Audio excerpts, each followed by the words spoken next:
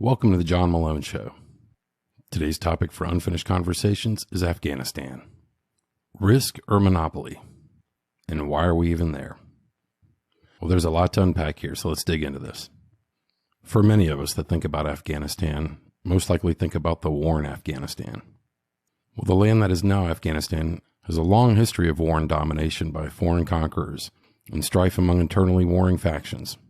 At the gateway between Asia and Europe, this land was conquered by Darius I of Babylonia circa 500 BC and Alexander the Great of Macedonia in 329 BC, among many others.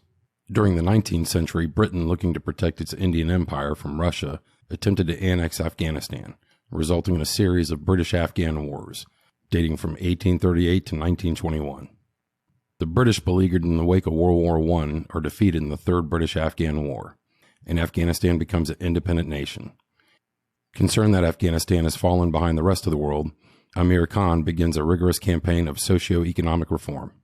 In 1926, Amir Khan declares Afghanistan a monarchy rather than an emirate and proclaims himself king. He launches a series of modernization plans. Critics frustrated by Amir Khan's policies take up arms in 1829, and by 1929 the king abdicates and leaves the country. By 1933, Mohammad Zahir Shah becomes the new king. The new king brings a semblance of stability to the country, and he rules for the next 40 years. Finally, in 1934, the United States formally recognizes Afghanistan. By 1947, Britain withdraws from India, creating the predominantly Hindu but secular state of India and the Islamic state of Pakistan. The nation of Pakistan includes a long, largely uncontrollable border with Afghanistan. Around 1953, the pro-Soviet general Muhammad Khan, cousin of the king, becomes prime minister and looks to the communist nation for economic and military assistance. He also introduces a number of social reforms, including allowing women a more public presence. By 1956, Soviet Premier Nikita Khrushchev agrees to help Afghanistan, and the two countries become close allies. In 1957, as part of the prime minister's reforms, women are allowed to attend university and enter the workforce. In 1973, Khan overthrows the last king, Mohammad Zahir Shah, in a military coup. Khan's regime, the People's Democratic Party of Afghanistan, comes to power. Khan abolishes the monarchy and names himself president. The Republic of Afghanistan is established with firm ties to the USSR. Between 1975 and 1977, Khan proposes a new constitution that grants women rights to work and works to modernize the largely communist state. He also cracks down on his opponents, forcing many suspected of not supporting Khan out of government. In 1978, Khan is killed in a communist coup. Nur Muhammad Taraki, one of the founding members of the Afghan Communist Party, takes control of the country as president, and Babur Kemal is named deputy prime minister. They proclaim independence from Soviet influence and declare their policies to be based on Islamic principles, Afghan nationalism, and socio-economic justice. Taraki then signs a friendship treaty with the Soviet Union. But a rivalry between Taraki and Hafizullah Amin, another influential communist leader, leads to fighting between the two sides. At the same time, conservative Islamic and ethnic leaders who objected to social changes introduced by Khan begin an armed revolt in the countryside. In June, the guerrilla movement, the Mujahideen, is created to battle the Soviet-backed government. In 1979, American ambassador Adolph Dubs is killed. The United States then cuts off assistance to Afghanistan. Power struggle between Taraki and Deputy Prime Minister Hafizullah Amin begins. Taraki is killed on September the 14th in a confrontation with Amin supporters. On December the 24th in 1979, the USSR invades Afghanistan to bolster a faltering communist regime. On December 27th, Amin and many of his followers are executed. Deputy Prime Minister Babur Kemal becomes Prime Minister. Widespread opposition to Kemal and the Soviets spawns violent public demonstrations.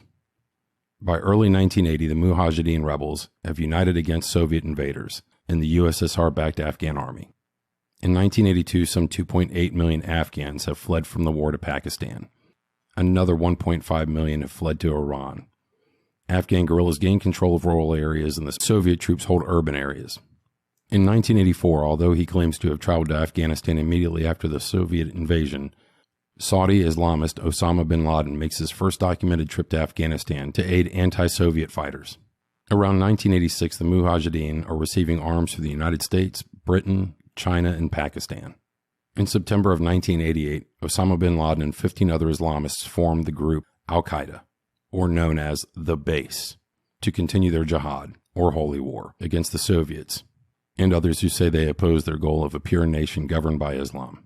With the belief that the Soviets' faltering war in Afghanistan was directly attributable to their fighting, al-Qaeda claimed their first victory in battle, but also began to shift their focus to America, saying the remaining superpower is the main obstacle to the establishment of a state based on Islam. In 1989, the United States, Pakistan, Afghanistan, and the Soviet Union signed peace accords in Geneva, guaranteeing Afghan independence and the withdrawal of 100,000 Soviet troops. Later in 1995, newly formed Islamic militia, the Taliban, rises to power on promise of peace. Most Afghans, exhausted by years of drought, famine, and war, approve of the Taliban for upholding traditional Islamic values. Taliban outlawed the cultivation of poppies for the opium trade, cracked down on crime, and curtailed the education and employment of women. Women who are required to be fully veiled and are not allowed outside alone. Islamic law is enforced via public executions and amputations. The United States refuses to recognize the authority of the Taliban. Between the years of 1995 and 1999, continuing drought devastates farmers and makes rural areas uninhabitable. More than 1 million Afghans flee to neighboring Pakistan, where they languish in refugee camps. In 1997, ethnic groups in the north, under Mossad's Northern Alliance, and in the south, aided by Hamid Karzai, continue to battle the Taliban for control of the country. In 1998, following al-Qaeda's bombing of 2 American embassies in Africa, President Clinton orders cruise missile attacks against bin Laden's training camps in Afghanistan. The attacks missed the Saudi and other leaders of the terrorist group. In the year 2000, now considered an international terrorist, bin Laden is widely believed to be hiding in Afghanistan, where he is cultivating thousands of followers in terrorist training camps. The United States demands that bin Laden be extradited and stand trial for the embassy bombings. The Taliban declined to extradite him. The United Nations punishes Afghanistan with sanctions restricting trade and economic development. On September 11, 2001, hijackers commandeer 4 commercial airplanes and crash them into the World Trade Center towers in New York, Pentagon outside Washington, D.C., and at Pennsylvania Field, killing thousands. Days later, U.S. officials say bin Laden, the Saudi exile believed to be in hiding in Afghanistan, is the prime suspect of the attack. On October 7, 2001, following unanswered demands that the Taliban turn over bin Laden, the U.S. and British forces launch airstrikes against targets in Afghanistan. American warplanes start to bomb Taliban targets and bases reportedly belonging to the al-Qaeda network. The Taliban proclaim they are ready for jihad. Around November 13, 2001, after weeks of intense fighting with Taliban troops, the Northern Alliance enters Kabul. The retreating Taliban flee southward towards Kandahar. By December 7, 2001, Taliban fighters abandon their final stronghold in Kandahar, as the militia group's hold on Afghanistan continues to disintegrate. 2 days later, Taliban leaders surrender the group's final Afghan territory, the province of Zabul. The move leads the Pakistan-based Afghan Islamic press to declare the rule of the Taliban in Afghanistan has totally ended. On December 22, 2001, Hamid Karzai, a royalist and ethnic Pushtun, is sworn in as the leader of the interim government of Afghanistan. In 2003, amid increased violence, NATO takes over security in Kabul in August. The effort is the security organization's first ever commitment outside of Europe. In 2006, continuing fighting between Taliban and al-Qaeda fighters and the Afghan forces, NATO expands its peacekeeping operation in the southern portion of the country. After the forces take over from the American-led troops, Taliban fighters launch a bloody wave of suicide attacks and raids against the international troops. In 2008, an international community pledges more than $15 billion in aid to Afghanistan at a donors conference in Paris, while Afghan President Hamid Karzai promises to fight corruption in the government. In 2009, President Barack Obama names Richard Holbrooke his special envoy to Afghanistan and Pakistan. President Obama announces a new strategy for the Afghanistan war that would dispatch more military and civilian trainers to the country, in addition to 17,000 more combat troops he previously ordered. The strategy also includes assistance to Pakistan in its fight against militants. In 2011, U.S. forces overtake a compound in Pakistan and kill al-Qaeda leader Osama bin Laden on May 2nd. By 2012, President Hamid Karzai calls for American forces to leave Afghan villages and pull back to their U.S. bases after a U.S. soldier kills 16 Afghan civilians inside their homes.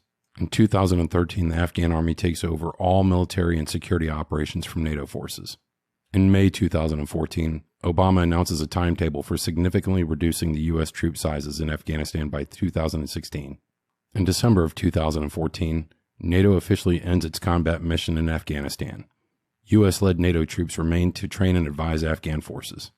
On October the 15th, 2015, Obama abandons plans to withdraw U.S. forces by the end of his presidency and maintains 5,500 troops in Afghanistan when he leaves office in 2017.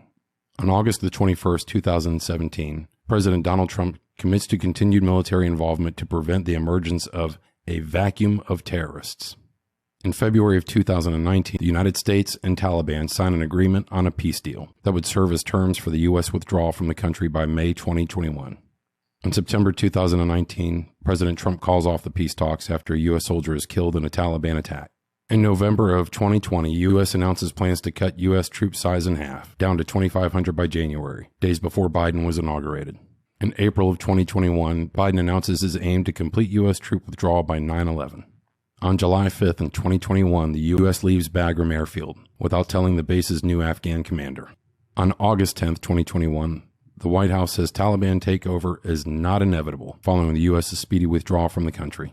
And then on August the 15th, the Afghanistan government collapses as the Taliban takes over Kabul. And all of this leads us where we are today. All of this leads me to wonder, why were we even there in the first place? Were we there just to kill Osama bin Laden? Were we there solely as a response to the attacks of 9/11? Or were we there to help support a failing government?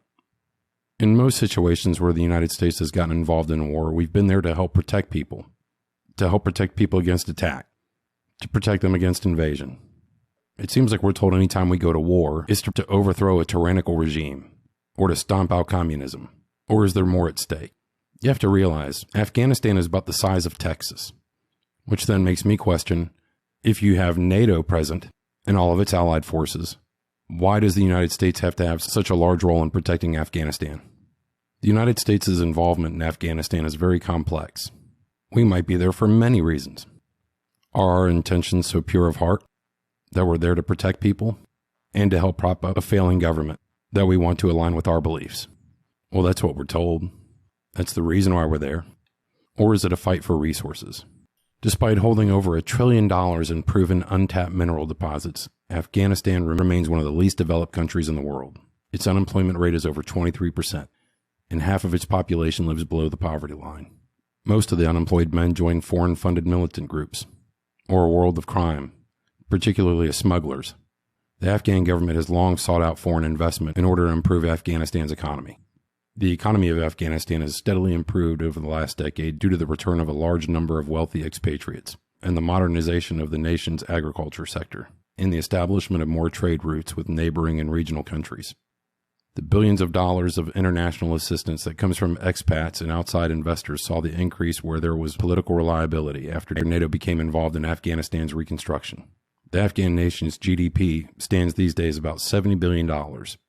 It imports over $6 billion worth of goods, exports about $1 billion worth of legal products, mainly fruits and nuts. So where does Afghanistan get most of its money? Well, the largest producer of opiates in the world is Afghanistan, providing 84% of the world's opium market. Most of this opium was used by large pharmaceutical companies to create pain relievers. Yes, pain relievers. And yes, I said pharmaceutical companies. So like in the first Gulf War in the early 90s, where we invaded Iraq, most people say it was because of the oil fields, for the resources. Is that why we've spent 20 years in Afghanistan? For resources? For poppy fields? For opium? Well, I'm sure this is where the conspiracy theorists would chime in. You would think after our involvement in a country to stop war, that we would do something to turn that country around, that we would help build infrastructure, build schools, create businesses, create opportunities, to prevent poverty, to stop these people from having to join criminal organizations. We call ourselves nation builders, but what are we building? It feels like we leave these countries worse off than they were before we got there. Despite many recent closings of hundreds of military bases throughout Afghanistan and Iraq, the United States maintains nearly 800 military bases in over 70 countries and territories abroad. So if we're truly nation builders, why can't we stay and help the Afghan government? Or does the United States still need to be the world's police? After all, that's what we have NATO for, right? In 2020 alone, the United States government donated over $7.4 billion in humanitarian aid worldwide. Germany followed with nearly $2.1 billion, and the United Kingdom donated around $1.3 billion. Yet we seem to not be able to take care of our own people during a pandemic. It's devastating to think about the amount of money that we've spent and the amount of lives lost. in a country that seems plagued by war and strife? Aren't we supposed to learn from history? Why do we keep getting involved? Unfortunately, this is one conversation where I don't have any answers. I don't have any suggestions. I sympathize and empathize with the people of Afghanistan. But what are we supposed to do? In some reports that you will not find in the mainstream media, you will hear that Afghanistan citizens support the Taliban. So which one is it? Think as Americans, how would we feel if somebody invaded America because they wanted to help come support us against the fight between Democrats and Republicans? Is there much difference? This is one of these situations where it truly makes my brain hurt. If you look at it one way, you're labeled a conspiracy theorist. If you look at it another way, you're deemed as not compassionate to a foreign country's struggle. Well, I am compassionate. Nobody should have to go through these horrors. So what's the answer? I can't speak for you. My wish is that we don't get involved in so many of these foreign entanglements that cost us lives of Americans and billions of dollars that could go towards building our nation. Because do all these wars keep us safe? Or do they just keep the war machine going? The only solution I can even think to come up with is put it to a vote. And I don't mean the politicians making the decisions. I mean us. Why can't these decisions be made by voting? Can we not have special elections for situations like this? So that we as Americans can have the chance to have our voices heard? That seems fair. What would you suggest? I can't think of another way to have an opinion about this other than to vote and let your voice be heard. Or is this like the game of Risk, where the objective is to conquer as many countries as possible? Or is it like the game of Monopoly, where you win by driving your opponents into bankruptcy? I don't think there's any clear-cut answers for this situation. We have to collectively decide whether or not we want to be involved. And if so, what does that involvement mean? I'd honestly like to know what your thoughts are. Leave your comments below. Let your voices be heard. If you're enjoying my content, please don't forget to hit the subscribe button and share this podcast with your friends. And as always, I'll talk to you next time on The John Malone Show.